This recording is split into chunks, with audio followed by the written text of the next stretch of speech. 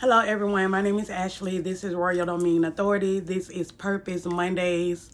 And the Lord just gave me this idea, like literally not even an hour ago. So I was like, okay, God, that sounds good.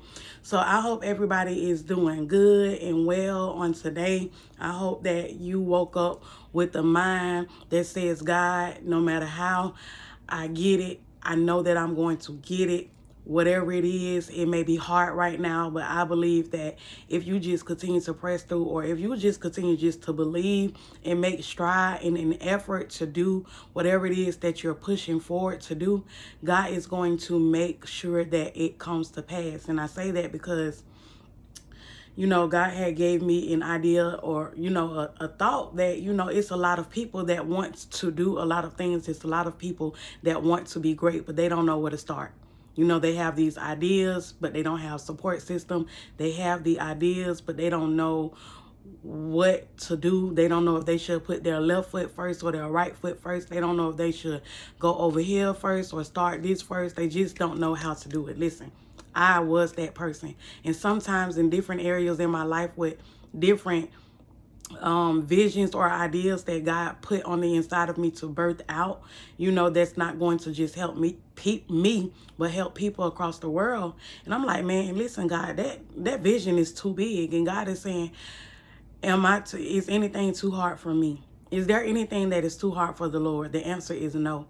So I thought about Habakkuk 2:2, where God tells Habakkuk to write the vision and make it plain. But we forget in chapter 1, Habakkuk was really asking God when he was going to come through. Like, because of the Babylon, the wicked was trying to devour everything, about Habakkuk and them in that day. And God was like, God, when is you going to come through? Like, I know you see Babylon. I know you see what they're doing. I know you see them just doing us all kind of ways, being evil towards us. And God told Habakkuk to stand on the wall and be a watchman on the wall. And then we get to chapter 2, where Habakkuk says, okay, he listening to God. He like, okay, God, this is what I am going to do. I will stand my watch and set myself on the rampart and watch to see what he will say to me. He's talking about God. And I will answer when I am corrected. So God is saying, even though there are a whole lot of things going on around you, people may be acting funny. You may be, people probably trying you, and you're just let down, disappointed. People have counted you out. You really haven't been nobody lately or most of your life to anybody, or you know how that is, or you don't have the support that you think you should have from the people who you think that you need the support from. And you're taking your petitions to God. You're holding it in your heart because it does hurt, but you're also taking those petitions to God. And God is telling you, this is what you do. Stand on your watch. Stand on God's timing and see when God will answer, and see when God will show up, and see what instruction that God will give you to do whatever it is that you need to get done or to pursue, because we're talking about pursuing purpose, to pursue that purpose that God has placed on the inside of you. Yeah, I know it gets hard. Yeah, I know it's a lot going on in the world today, and we're trying to not only make it for ourselves, but we also have other people that we got to take care of, or we got other responsibilities that require more time and attention, more effort, more money, more funding, more, just responsibility as a whole. And so Habakkuk is saying, okay, I will stand on my watch. I will be a watchman on the wall that God has aided me to be a watchman on. Whatever God is telling you to watch over in this season, you do just that, right? If you want to be a business owner, watch over those things that require you business in. You may not even be a business owner as of yet, but you are an aspiring entrepreneur. Watch over certain things that you will have to do along the way to get on that road to success, to being an entrepreneur. Watch over your things, your children, whatever it is, your job, your household. Some people, it's just their mind. People, listen, Lord, I just need a peace of mind, okay? Watch over those things, because Habakkuk is saying that he will watch over to see what God says, right? And he will answer when he is corrected. God will send not only instruction and strategy, but he will send correction if needed. And he's saying, the Lord answered me and said. So here now, Habakkuk has received an answer from the Lord. And the Lord has told Habakkuk, write the vision and make it plain on tablets, that he may run who reads it. For the vision is yet for an appointed time. God is saying, whatever it is that you desire, whatever it is that you're inquiring of the Lord, whatever it is that you need God to do, whatever it is in your life that you are searching and hoping for, that needs to come to pass. Because my thing is, what makes you a great person? What is it that will make you even greater than who you are right now in this present moment? What are those things that you aspire to do and you never really had the opportunity to do it for certain circumstances that you want to do?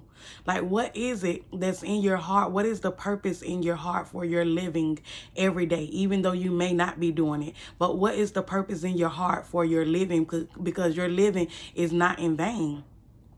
And so God is saying, write those things. Get you a notepad, get you a pencil and a pen, and some markers, and some crayons, and some cute little stickers, whatever it's going to take to put that fire to the passion to motivate you that this can be done.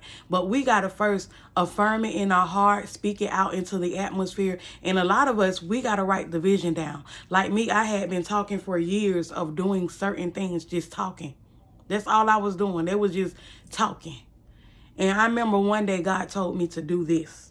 Write the vision and make it plain. And I began to write down my ministry ideas, and I began to write down my business ideas. And when it was all said and done, I had like 9 different ministry and business ideas together. I'm talking about. So God will see to it that in a few of them I've checked off my list. Some of them I still got to get it started, and some of them it's still a work in progress, but I'm moving forward in it.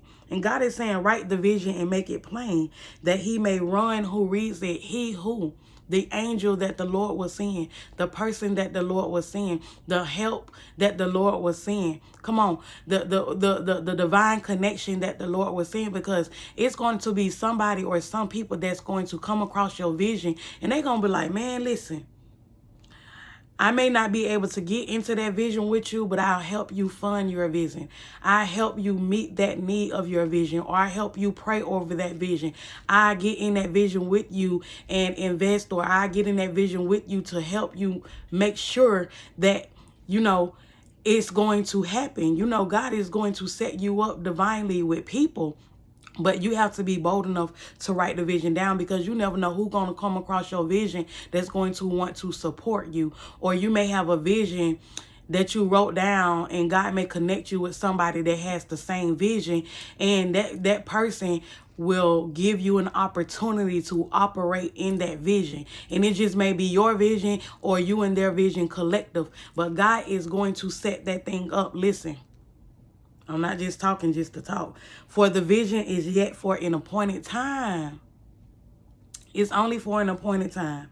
But the end, it will speak and it will not lie. That vision will surely speak and it will not lie, meaning it will come to pass. You're going to see what you wrote. Is going to speak. You're going to see what you wrote down. You're going to see what you hope for. You're going to see what you believed in. And it's going to come to pass, meaning it's not going to lie. You will see it in your face. You will be living it. But you have to have it, in your heart. Write it down. A lot of people, I don't think I should write it down. I don't need to write no vision down. As long as I know what I want to do and I put my hands on it and it's going to do what it do. But, we need to write stuff down, because writing our vision down is a prophecy. It's a prophecy. Prophecy doesn't just speak into the atmosphere like I'm doing, speaking it into the atmosphere, waiting for it to come to pass. You write it down, then you have proof that when your vision blow, When that vision becomes so big that you know it was nothing but God, not just your idea, but it was the God idea that gave you the vision to envision yourself in that place. You're going to have something that you can go back to. Oh, listen, I wrote this down 10 years ago and look where I'm at today. You'll have something that you could share with the people who you employ. You'll have something that you can share with your children. You'll have something you could show your children and your children's children and their children's children. That, baby, write it down. Write it down, baby. It's not going to hurt nothing, okay? Because God says, though it tarries, wait for it. And even though you write it down, it might tarry a while, baby. But God says, wait for it. Why? Because it will surely come. It's going to come and it's not going to tarry anymore. Once that thing get off the ground and get leveled, baby, it's go time.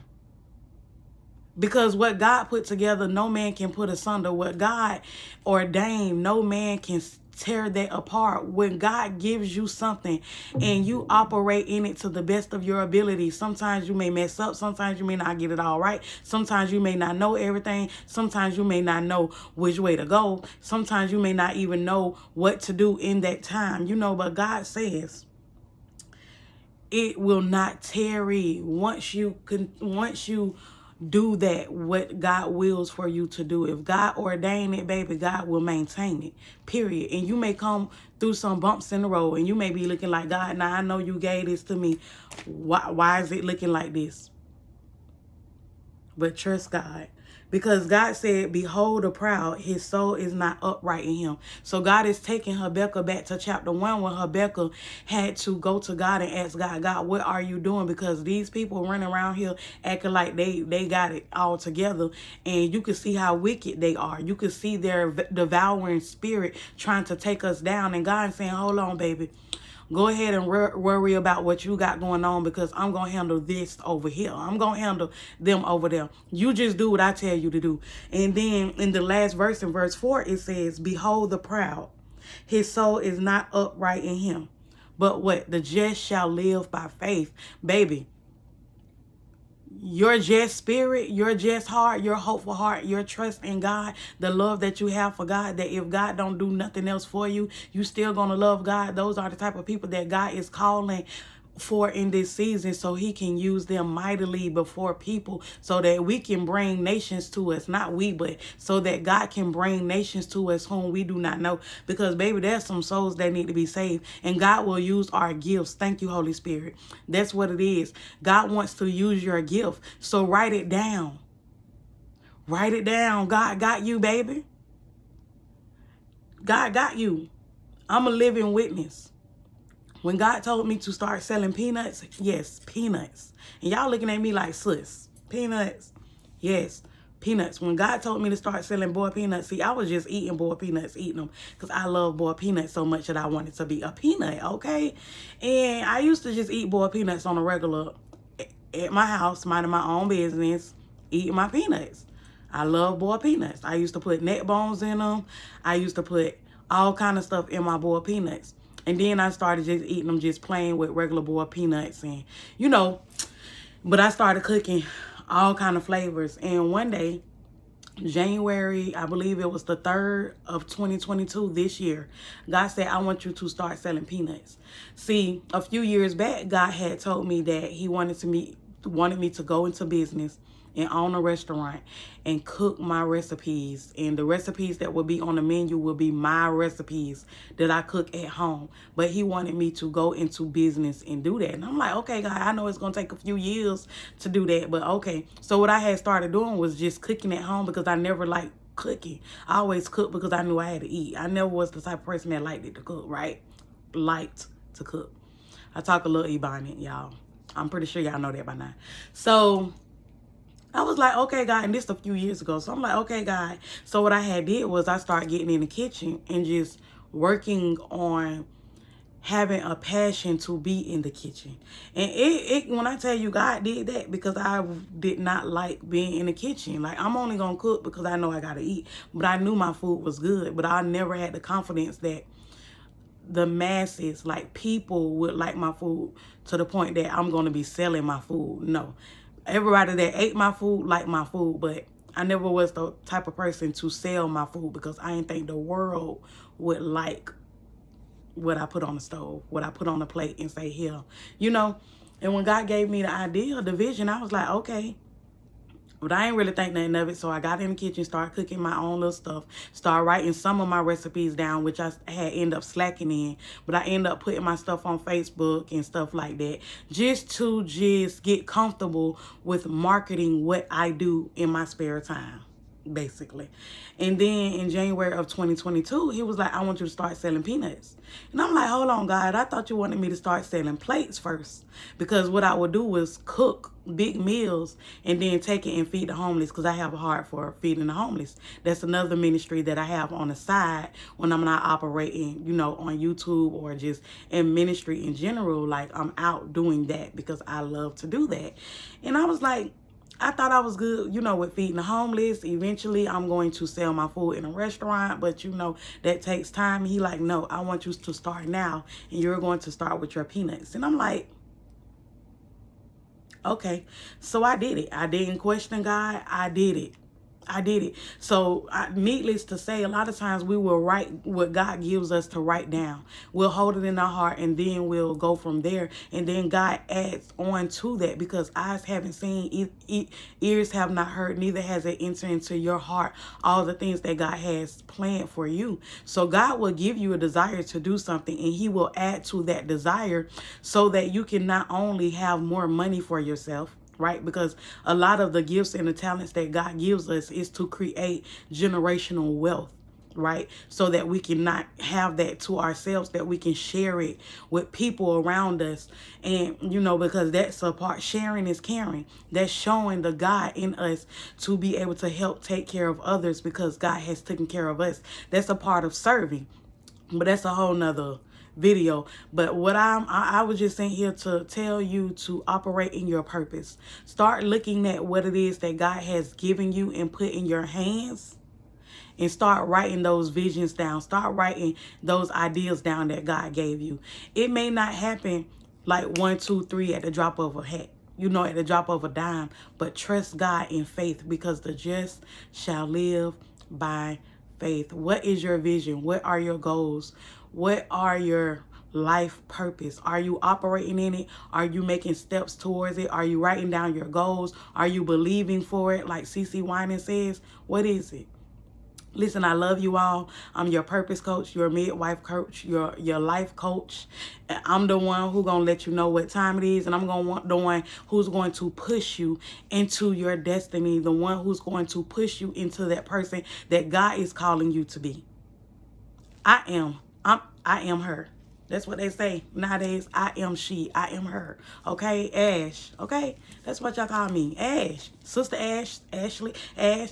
Sis. Whatever. However. I love you all. Have a great day. Today is Monday. Don't forget the second day of the week. Right? The kind of like the hardest day of the week for me. But we gonna get this thing together, and we gonna get it cracking, and we gonna get it popping, locking, okay? But we ain't gonna drop it though, okay? Listen, I love you all. Be good, be great, be blessed, and be prosperous on today. In Jesus' name.